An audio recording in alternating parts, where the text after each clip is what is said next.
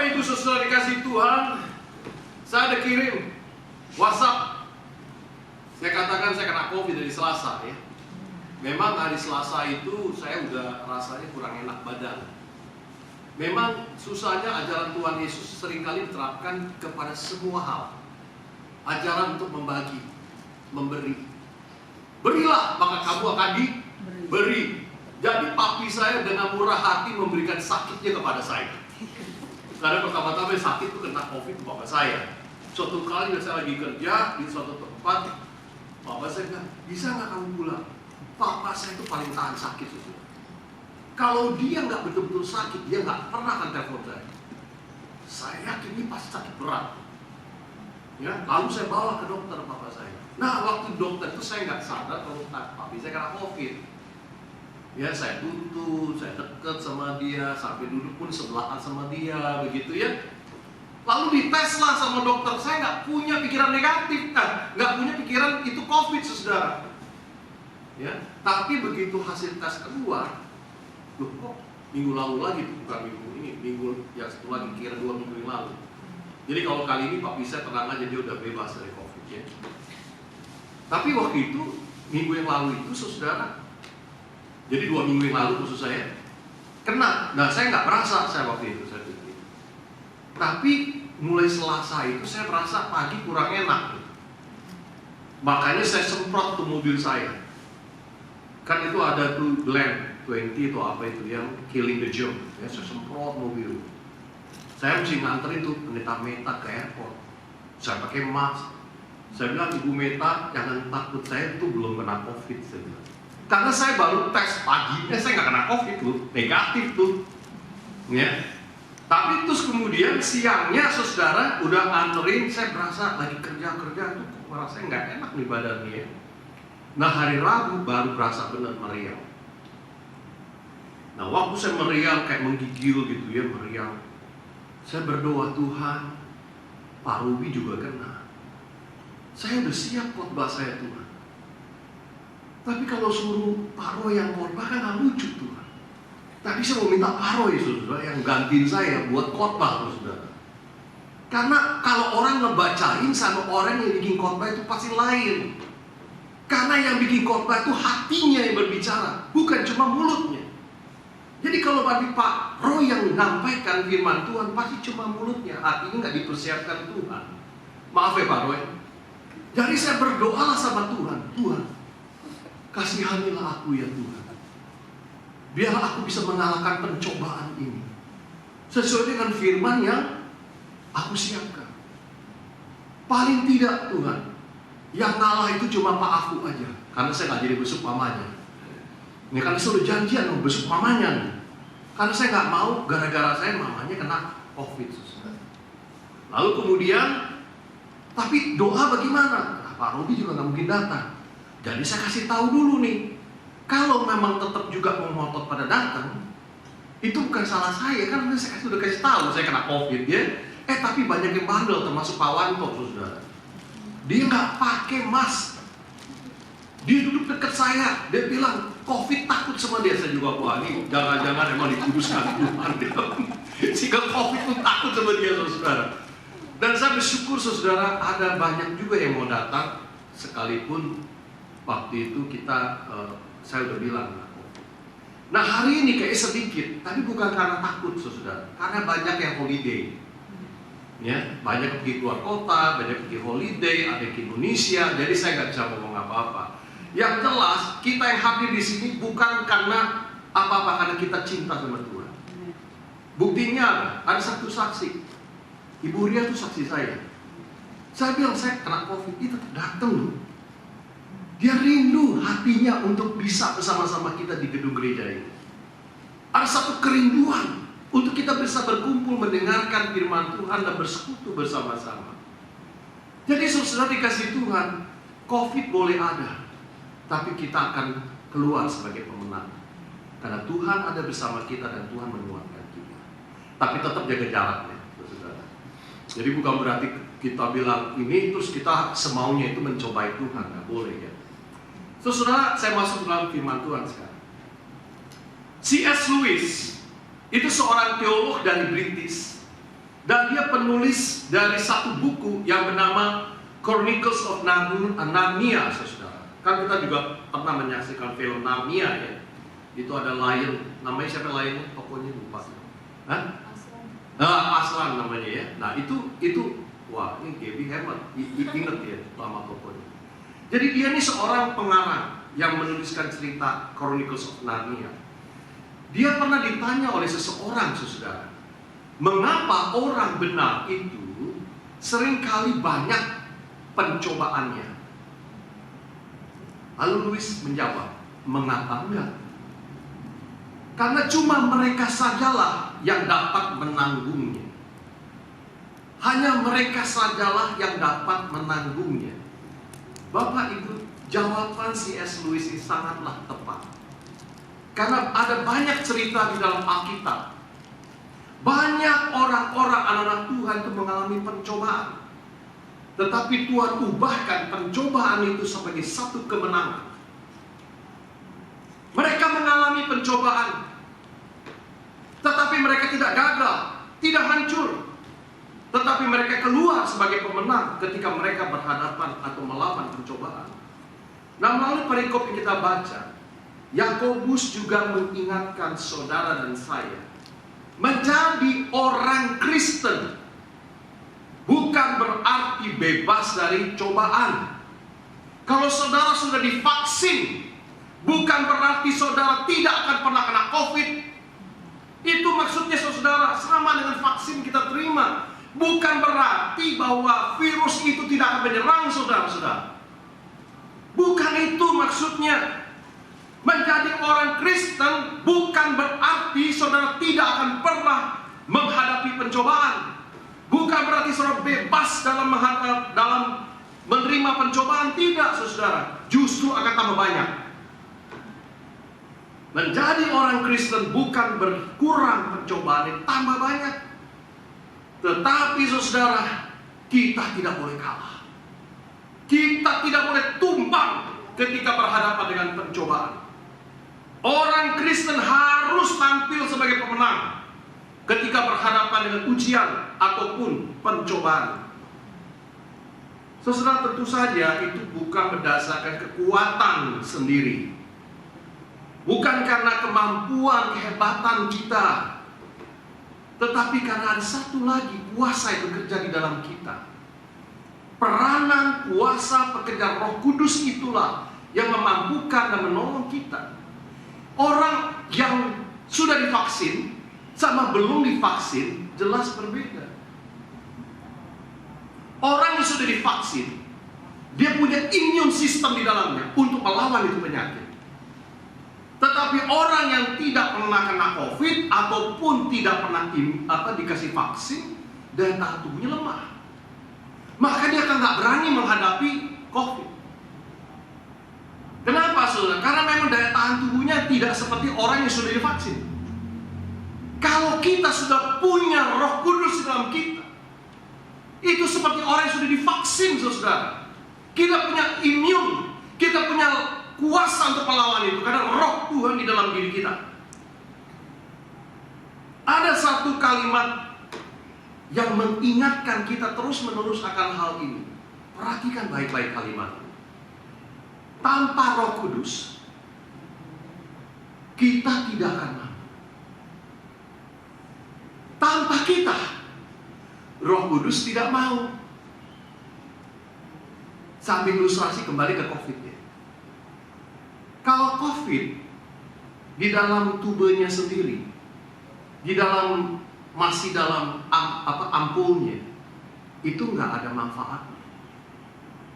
Kecuali dimasukkan ke dalam tubuh kita, baru bermanfaat. Jadi saudara, tanpa Roh Kudus, tanpa Roh di dalam kita itu, kita nggak mampu, men. Tapi kalau Roh Kudus itu sendiri tanpa kita, Roh Kudus sudah nggak mau, karena nggak ada objeknya. Simple berpikirnya, saudara. Oleh sebab itu, tanpa Roh Kudus di dalam kita, kita nggak pernah mampu melawan pencobaan yang datang. Kita akan kalah dan kalah lagi. Tetapi saudara, tanpa kita pun, peranan kita, usaha kita, Roh Kudus juga tidak akan mau. Karena kita nggak pernah mau berusaha. Kita nggak pernah mau melawan, nggak pernah. Jadi kita juga nggak bisa apa-apa, Roh Kudus nggak bisa apa-apa. Ya, Roh Kudus nggak akan mau kalau kita tidak mau. Jadi baik kita dan baik Roh Kudus itu punya peranan bersama untuk kita bisa menang melawan ujian dan melawan pencobaan. Nah, saudara, ada 4 nasihat dalam kitab surat Yakobus ini. Yang tadinya kan peranan Roh Kudus. Nah, itu kita nggak bicarakan itu. Tapi peranan kita nih yang saya mau bahas. Ada 4 peranan kita, ada 4 bagian kita untuk kita bisa menang di dalam menghadapi ujian dan pencobaan itu. Pertama, anggaplah satu kebahagiaan. Artinya apa? Pikirannya positif. Ayat 2, saudara-saudaraku, anggaplah sebagai suatu kebahagiaan apabila kamu jatuh ke dalam berbagai-bagai pencobaan. Saudara, apabila kita jatuh dalam pencobaan, pikiran kita selalu negatif biasanya. Selalu negatif. Kita merasa tertekan, kita merasa bersalah, kita merasa menyesal, kita kecewa, dan berbagai-bagai perasaan negatif lainnya akan menekan hidup kita. Oleh sebab itu, bagaimana mungkin saya katakan kita bisa anggapnya itu sebagai satu kebahagiaan? Memang kalau saya sakit itu satu kebahagiaan. Memangnya kalau Pak Robi lagi sakit dia senyum-senyum bahagia gitu? Nggak ada, saudara, kecuali kita abnormal. Semua yang ada di dalam pencobaan pasti pikiran negatif. Reaksinya apa? Mau cepat-cepat lari dari pencobaan. Mau malu, kita nggak mau menghadapinya. Semua kita sama, saudara. Kita manusia normal. Jadi apa maksudnya sekarang? Yakobus memberikan nasihat, anggaplah suatu kebahagiaan. Kata anggap ini, saudara, memang Yakobus tahu nggak mungkin kita bahagia, nggak mungkin kita senang kecuali kita sakit jiwa. Ada orang gitu, saudara, istrinya sakit, anaknya sakit, dia happy nyanyi happy ya gitu. Nah, itu normal, nggak normal, saudara. Itu penyakit jiwa itu. Yang ada juga sedih pasti. Tetapi anggap, nah kata anggap ini penting, saudara. Anggaplah satu kebahagiaan, pikiran yang positif. Anggap itu maksud pikiranmu harus positif. Jadi yang negatif-negatif dibuang, diganti yang positif. Pada saat jatuh dalam pencobaan, pikiranmu itu yang positif. Oleh sebab itu, ketika pikiran positif, kita nggak boleh lari. Kita harus berani menghadapi pencobaan. Jangan kita seperti burung onta yang menyembunyikan kepalanya dalam pasir. Kepala doang yang masuk dalam pasir, supaya dia nggak melihat itu, nggak menghadapinya. Tapi kita harus berani menghadapinya, tantangan pencobaan itu. Kita harus ingat sampai kapanpun, selama kita masih tarik nafas, itu artinya masih hidup di dunia ini, kita tinggal di dunia yang berdosa. Setiap hari itu peperangan rohani. Bukan cuma Israel perang lawan Hamas di tanah Gaza, saudara. Itu kita setiap hari perang, saudara. Iblis itu nggak pernah give up untuk terus menyerang kita, mencobai kita. Dan selama kita masih bernafas di dunia ini, kita akan terus menghadapi peperangan rohani. Spiritual battle akan selalu kita hadapi. Saudara, Yakobus berkata, berbagai-bagai pencobaan, artinya lebih dari satu. Pencobaan itu bisa datang dari dalam kita sendiri, akibat dosa kita. Bisa juga datang dari luar kita. Covid itu nggak datang dari dalam, pasti dari orang yang menularkan. Karena dia kasihan dibagi-bagi berkat, gitu ya. Kebagian untuk Covid. Ya, Jadi kalau mau murah hati, kalau saya bilang enggak, saya mau pelit. Ibu Candy pelit sama Pak ini, Pak Pohan. Jangan kasih COVID sama dia. Tapi kalau bilang, wah siapa takut, ini lihat kumis gue. Kumisnya takut, COVID pada mau datang ya. Tapi saudara bukan begitu artinya. Artinya apa? Kita bisa datang pencobaan dari luar. Setiap saat akan datang terus. Dalam diri kita, dari luar kita. Dan masih banyak pencobaan jenis lain. Contohnya, pencobaan oleh karena iman kepada Kristus. Ada banyak orang yang dikucilkan dari keluarga. Ketika mereka percaya, bertobat, menjadi ikut Tuhan Yesus, banyak dikucilkan. Terutama saudara kita dari seberang sana. Kalau mereka menjadi orang Kristen, langsung dimusuhin, saudara. Begitu juga banyak orang Kristen di muka bumi ini yang mengalami penganiayaan oleh karena iman mereka kepada Tuhan. Di China, negeri leluhur kita, menurut Christian World Report, ada 1.100 orang mati setiap bulan karena imannya. 1.100 orang, saudara. Setiap hari itu, setiap bulannya, bukan setiap hari, setiap bulannya itu mereka dieksekusi karena iman mereka jadi orang Kristen. Barusan ada yang kirim tuh orang yang sedang mengalami penganiayaan di daerah mana, Pakistan atau di mana. Saudara, di negara Timur Tengah, orang-orang bertobat jadi Kristen otomatis hukumannya mati. Banyak itu, saudara. Pencobaan lagi teroris. Ini suatu ancaman bagi dunia.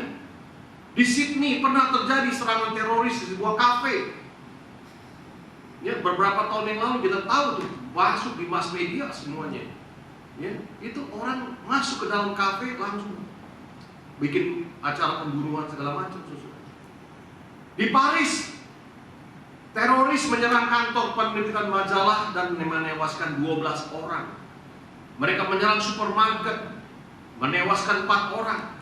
Mereka menyerang polisi ada di sana. Di Pakistan, teroris menyerbu sekolah. Di 132 anak-anak mati di sekolah, negara teroris. Jadi inilah harga kita. Setiap hari, setiap saat pencobaan tiba-tiba datang. Bisa datang setiap saat, kita nggak tahu, saudara. Mungkin sebentar lagi di KMC ada riot, ada apa, ada bom ledak. You don't know. Setiap saat itu bisa terjadi. Pertanyaan saya, bagaimana reaksi kita ketika harus menghadapi itu semua? Nah, ya, nasihat Yakobus, anggaplah suatu kebahagiaan. Anggaplah itu suatu kebahagiaan. Artinya apa? Pikirannya harus dirubah pertama-tama. Pikir yang positifnya. Sehingga kita tidak tenggelam di dalam pikiran-pikiran negatif yang terus menghancurkan iman percaya kita. Tapi tetap kita mau bersuka cita, kita mau bersyukur, kita mau tetap berdoa, kita mau bahagia. Ini kata Rasul Paulus, Rasul Petrus, sama dengan Yakobus, saudara. Untuk memberi nasihat supaya pikirannya positif. 1 Petrus 4, 12-14. Saudara kekasih, janganlah kamu heran akan nyala api siksaan yang datang kepadamu sebagai ujian, seolah-olah ada sesuatu yang luar biasa terjadi atas kamu. Sebaliknya bersukacitalah sesuai dengan bagian yang kamu dapat dalam penderitaan Kristus, supaya kamu juga boleh bergembira dan bersukacita pada waktu Ia menyatakan kemuliaan. Warren Wiersbe, seorang teolog dari Amerika, dia menganalogikan pencobaan-pencobaan itu seperti benang-benang beraneka warna yang digunakan oleh seorang penenun untuk membuat satu permadani yang begitu indah. Anak saya, Mafian, Airbnb, dia suka pakai carpet rugs. Dan dia selalu menyesuaikan dekorasi. Kalau rasanya nggak pantas, dia ganti. Artinya ada komposisi warna yang harus disesuaikan dengan dekornya. Nggak sembarangan raks yang bisa, atau permadani yang dibeli. Yang karpet atau permadani itu. Harus ada warna yang indah itu. Dan Tuhan mengatur, saudara. Jadi Warren Wiersbe ini mengatakan Tuhan mengatur. Tuhan memadukan warna-warna itu di dalam bentuk pengalaman manusia. Termasuk kesedihan, kehilangan, kesengsaraan, penganiayaan. Itu termasuk dalam desain yang Tuhan izinkan terjadi, supaya membuat permadani itu indah dalam hidup kita. Inilah saudara akhirnya dari hasil tenun dari Tuhan itu. Tenun kehidupanmu dan kehidupanku adalah untuk kemuliaan dan kebesaran Tuhan. Ini pikiran positif saudara yang harus kita punya ketika kita berhadapan dengan semua pencobaan itu. We know for sure saudara, Allah sedang menenun hidup kita. Jadi sesuatu yang indah. Karena di dalam kegelapan, kejatuhan, penderitaan, kesengsaraan, ada benang-benang yang Tuhan sedang buat untuk membuat kita begitu indah. Ayub 23 ayat 10. Karena ia tahu jalan hidupku. Seandainya ia menguji aku akan timbul seperti emas. Oleh karena itu ketika pencobaan itu datang, jangan kita pura-pura oke-oke. Jangan kita katakan, enggak apa-apa, biasa dong. Saya udah biasa. Kalau sedih enggak apa-apa. Tetapi anggaplah, nah itu, anggaplah pencobaan itu sebagai satu kebahagiaan. Bersyukurlah, berdoalah. Kita pandang itu dengan mata iman. Pencobaan itu dengan mata iman kita. Karena pikiran kita selalu positif. Apabila kita mau mengakhiri pencobaan dengan satu kemenangan, yang pertama, pikirlah hal yang positif. Apabila jatuh dalam pencobaan, anggaplah sebagai kebahagiaan. Kedua, ujian menghasilkan ketekunan. Kita juga harus punya iman. Ya, bukan cuma pikiran positif, tapi percaya hasilnya positif. Harus percaya itu hasilnya positif. Ujung-ujungnya itu pasti positif, saudara. Bukan cuma pikirannya, hasilnya kita yakin positif. Ayat 3, sebab kamu tahu bahwa ujian terhadap imanmu itu menghasilkan apa? Ketekunan. Nah, kata ketekunan ini ujungnya itu positif, saudara. Hasilnya itu positif. Kita akan bisa merasa bahagia kalau kita percaya, Tuhan, ketika saya menghadapi COVID ini, saya tahu Engkau akan bekerja lebih hebat lagi pada saat hari Minggu nanti. Karena kuasa-Mu akan bekerja lebih dahsyat di dalam kelemahan. Karena di dalam kelemahan pula kuasa nyata bekerja, kata Paulus. Dan itulah yang saya lakukan hari ini. Kenapa? Karena saya percaya roh Tuhan itu akan menolong saya. Sehingga bukan Pak Roy yang menyampaikan khotbah, tetap saya yang menyampaikannya. Amin. Karena kita percaya iman itu positif, saudara. Artinya Allah biarkan kita jatuh, sengaja memberi kita diuji iman kita, bukan untuk mencelakakan. Allah Tuhan itu nggak seperti hantu. Ya, Tuhan tidak mau mencelakakan, menghancurkan iman hidup kita, tapi membentuk karakter, melatih iman kita sehingga lebih strong, lebih kuat, saudara. Itu maksud Tuhan. Jadi Tuhan biarkan itu iblis mencobai kita, tapi untuk menghasilkan yang baik, menghasilkan yang positif dari diri kita, sehingga kita lebih tekun lagi, lebih sabar lagi, lebih dekat dengan Tuhan, lebih bergantung kepada Tuhan. Itu tujuan 1 Petrus 1 ayat 7 mengatakan, maksud semuanya itu ialah untuk membuktikan kemurnian imanmu yang jauh lebih tinggi nilainya daripada emas yang fana, yang diuji kemurniannya dengan api, sehingga kamu memperoleh puji-pujian dan kemuliaan dan kehormatan pada hari Yesus Kristus menyatakan dirinya. Saudara, emas 24 karat tadi harus diuji, saudara. Emas itu nggak datang-datang 24 karat. Ada proses pemurnian. Dimurnikan dengan api itu sakit, saudara. Ini proses yang Tuhan izinkan terjadi untuk terus membentuk imanmu dan imanku. Karaktermu dan karakterku dibentuk oleh Tuhan. Semua ujian, semua pencobaan memurnikan iman kita dan terus menerus membentuk karakter kita, sehingga secara rohani kita lebih dewasa. Memangnya Pak Wanto bisa begitu aja sampai seperti sekarang? Enggak, saudara. Kalau dia bisa setia hari ini, pagi-pagi udah datang. Sekarang puji Tuhan saudara Rocky bantuin. Tadi saya mau datang lagi pagian buat ngangkat-ngangkat. Setiap minggu loh dia ngangkat-ngangkat itu. Terus saya bilang, gimana nih? Pokoknya Pak, saya terus semangat. Biarpun kena COVID ini. Enggak kena COVID. Tenaganya ekstra terus, saudara. Kenapa? Pak Herman juga, emang gampang tuh ngerjain liturgi. Ya, berapa jam habis waktu tiap hari? Pasti diomelin Bu Cynthia. Nggak domelin, puji Tuhan, udah bertobat dia. Maaf, sampai saya pernah dikritik karena nggak ada orangnya.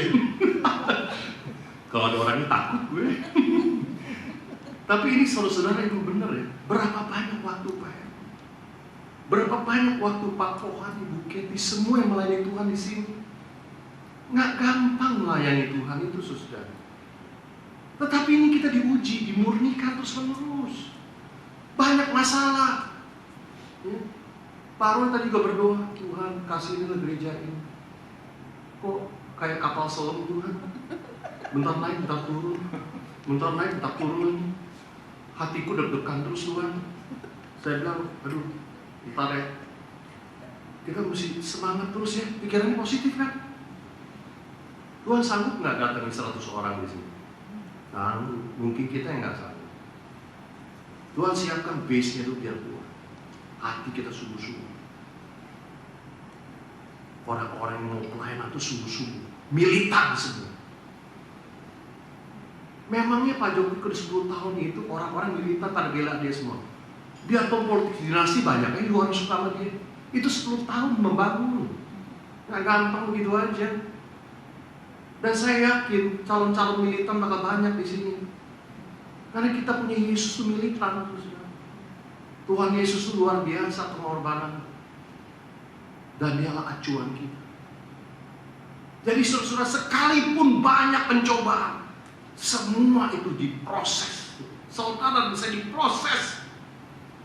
Sehingga kita selalu harus punya pikiran positif. Dan kita percaya hasilnya juga masih positif. 5 tahun lagi, saya sih doain ya, sudah ada pendeta muda yang bisa meneruskan pelayanan saya di sini. Saya bilang, Tuhan kalau boleh 5 tahun. Bukan berarti saya nggak mau pelayanan, tetap pelayanan, cuma take over dia punya kepemimpinannya biar lebih mudah. Ya saya support dari belakang saja. Tetapi saudara, 5 tahun ke depan ini kan masih banyak tantangannya, masih banyak pergumulannya, nggak gampang. Tapi kita akan belajar di sini bagaimana kita bergantung kepada Tuhan, sehingga sekalipun ujian itu datang, pencobaan itu datang, kita keluar sebagai pemenang. Karena apa? Pikirannya kita positif, dan kita percaya hasilnya positif. Amin. Yang ketiga, biarkanlah sampai matang dan sempurna. Jadi prosesnya positif. Jangan kita berproses ini positif, saudara. Dan kita menjalaninya positif prosesnya kita ini. Itu harus ada di dalam hati kita juga. Ayat 4, dan biarkanlah ketekunan itu memperoleh buah yang matang, supaya kamu menjadi sempurna dan utuh dan tak kekurangan suatu apapun. Luar biasa firman Tuhan ini, saudara. Tuhan tidak membangun karakter kita, tanpa adanya kerjasama dengan kita. Tuhan tidak menciptakan kita seperti AI, robot. Enggak, saudara. Kita bukan diciptakan dengan diprogram untuk menjalankan si pencipta punya keinginan. Tidak, saudara. Kita punya free will. Itulah sebab Tuhan gak pernah paksa. Ada yang di gereja dipaksa-paksa sama saya? Enggak ada. Saya ngomong sama Ibu Wira kan cuma concern soal kesehatan, ya saya mau besuk. Kan cuma gitu, kita mau besuk doang. Tapi bilang, gak usah Pak, saya datang hari ini ke gereja. Betul kan? Jadi besok-besok strategi ini saya ambil. Kalau ada yang gak ke gereja, saya bilang mau besuk. Pasti dia bilang, gak usah deh Pak, saya datang ke gereja. Nah, gitu kan cara yang halus kan? Saya udah ketemu metodenya sekarang. Jadi saudara, kalau saya nanti WA mau besuk, itu tandanya udah datang, gak datang berapa kali. Udah tahu dong jawabannya. Suruh balik ke gereja, itu maksudnya. Tunggu giliranmu ya, aku bilang begitu. Tuh, siapa tuh yang gak datang hari ini? Besok-besok saya WA, saya mau besok ke rumah. Gitu. Jadi saudara kasih Tuhan berikan kita free will, gak pernah paksa, gak pernah mendesak, tarik, nyeret, enggak. Sehingga kita bertentangan dengan keinginan kita, enggak. Tuhan gak pernah mau paksa. Tuhan juga berikan kita free will untuk menolak. Boleh gak kita menolak proses dari Tuhan? Bisa, boleh, silakan. Tapi yang susah siapa? Kita sendiri. Kita yang akan terpuruk, kita akan semakin hancur kalau kita nggak mau merelakan Tuhan memproses hidup kita. Tapi kalau kita mau bekerja sama di dalam anugerah Tuhan, prosesnya itu tujuan akhir positif. Karena tujuan Tuhan itu supaya kita menjadi matang, sempurna, tidak kekurangan segala yang baik secara rohani. Mari kita baca Efesus 2 8-10. Sebab karena kasih karunia kamu diselamatkan oleh iman. Itu bukan hasil usaha, tetapi pemberian Allah, anugerah Allah. Itu bukan hasil pekerjaan. Jangan ada orang yang memegahkan diri. Karena kita ini buatan Allah, diciptakan dalam Kristus Yesus untuk melakukan pekerjaan baik yang dipersiapkan Allah sebelumnya. Ia mau supaya kita hidup di dalamnya. Ada justification by faith. Kamu sudah dipilih sebelum dunia dijadikan. Jadi kalau kita menjadi orang Kristen, it's not because you choose Him. Bukan kita pilih Tuhan, tapi Tuhan pilih kita. Itu justification. Kita dibenarkan oleh karena iman percaya, dan iman percaya itu anugerah Tuhan. Tapi ada proses sanctification, pengudusan, proses. Dan ini prosesnya ini saudara.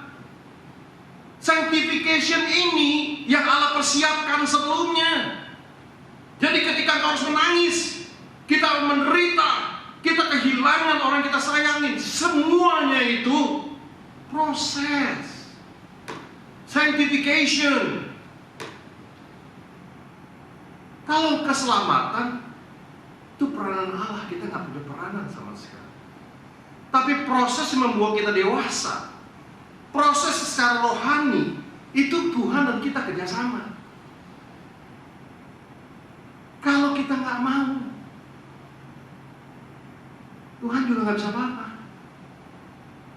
Karena kita menolak, kita nggak mau.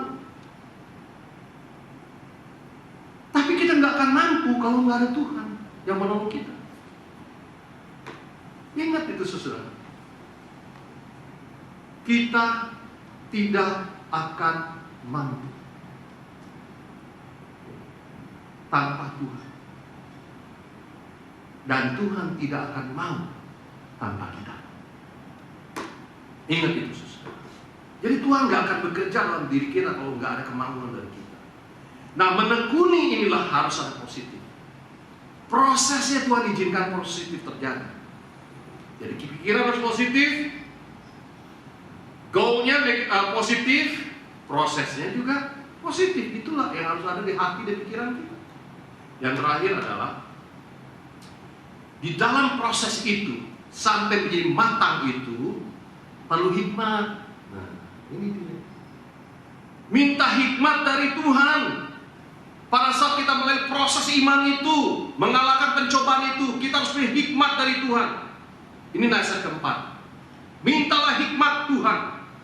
Meminta hal-hal yang positif dari Tuhan. Ayat 5-8. Tetapi apabila di antara kamu ada yang kekurangan hikmat, hendaklah yang memintakannya kepada Allah, yang memberikannya kepada semua orang dengan murah hati dan dengan tidak membangkit-bangkit, maka hal itu akan diberikan kepadanya. Pasti nggak? Pasti akan diberikan. Hendaklah yang memintanya dalam iman. Nah, ini persoalannya. Kau percaya nggak? Ketika kau meminta, kau mendapat. Hendaklah memintanya dalam iman dan sama sekali jangan bimbang. Sebab orang yang bimbang sama dengan gelombang laut yang diombak-ambikan kian kemari oleh angin. Orang yang demikian janganlah mengira bahwa ia akan menerima sesuatu dari Tuhan. Sebab orang yang mendua hati tidak akan tenang dalam hidupnya. Dan saya percaya tempat ini penuh dengan orang-orang yang diberkati oleh Tuhan. Amin. Kenapa? Karena kita harus punya pikiran seperti itu. Ya. Jangan melihatnya sedikit ini. Lihatlah bagaimana Allah bekerja memenuhi tempat ini, sehingga tempat itu nggak bisa muat, tambah batu lagi. Amin. Saya percaya itu.